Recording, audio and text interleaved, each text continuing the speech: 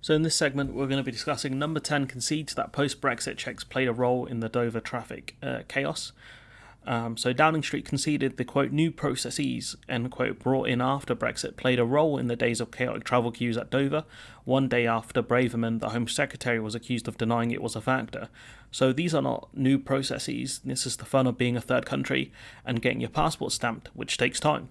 But getting this acknowledged from Sunak is great because it means the conversation can be moved on a bit and we talk more about the impact of no freedom of movement.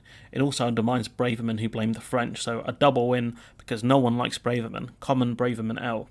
Asked whether the UK's departure from the EU had been a part of the reason for waiting times up to 10 hours for coaches being allowed onto Channel ferries, Sunak's official spokesperson said the delays were due to, quote, a combination of factors, end quote, including poor weather and high volume of traffic. Ah, yes, the old combination of factors. Why do we not see such long queues and chaos before Brexit? Maybe we have not moved on that far after all, but the article does get more promising. Questioned on what role, if any, Brexit had played, the spokesperson noted French officials now manually inspected and stamped every passport as passengers left the UK, which required time, saying, obviously, quote, obviously we recognise there are new processes in place. That's why authorities were given a long time to prepare for the new checks, including during the transition period, of course, and we are in discussion with our French counterparts about how we can further improve the flow of traffic. End quote. And then he adds, quote, we believe that we have put in measures to mitigate any of the challenges that may crop up. That's giving authorities additional time to prepare and working with our fresh counterparts and increasing our ability to move traffic and passengers through freely, end quote. And then finally he was asked whether this was a yes to this meaning Brexit did play a role. The spokesperson said, quote, I'm happy to repeat myself, end quote. He was told this was not necessary. I would have got him to repeat it, to be honest. But so authorities have had a long time to prepare and have done nothing.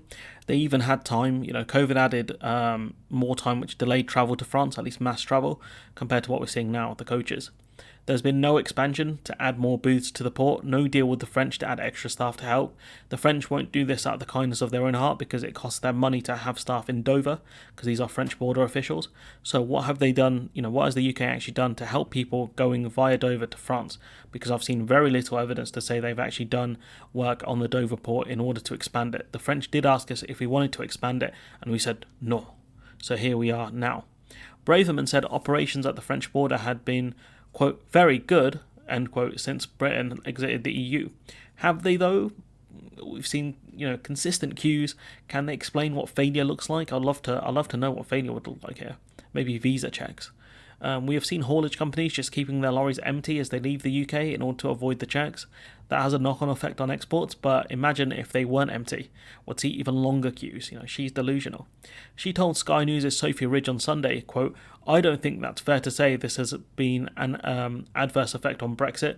We've had many years since leaving the European Union, and there's been, on the whole, very good operations and processes at the border, end quote.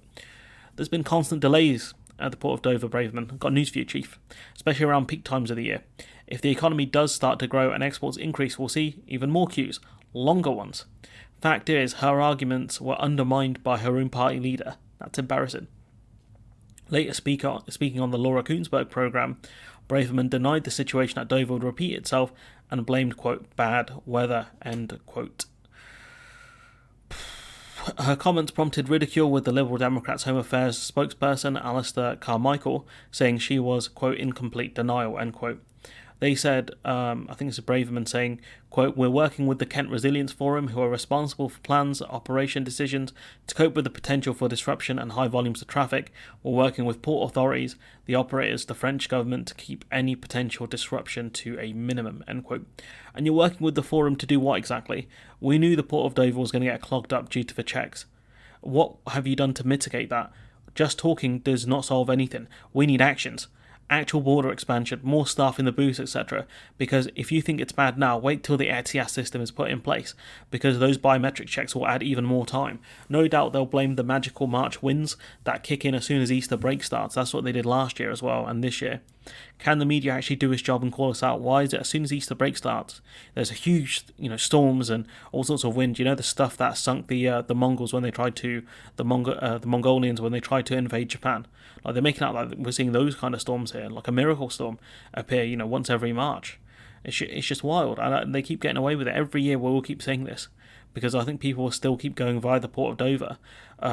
Maybe the government needs to work with schools and things to get them to use the other ports. But, I don't know what other solutions there are here, because this is absolutely bonkers. This system wasn't built for Brexit. That was the main problem, and now that we have left the EU, it's all gone wrong. But anyways, let me know what you think in the comments below. Like, comment, share, subscribe. Support the channel on Patreon if you can, and hopefully I'll see you in the next one.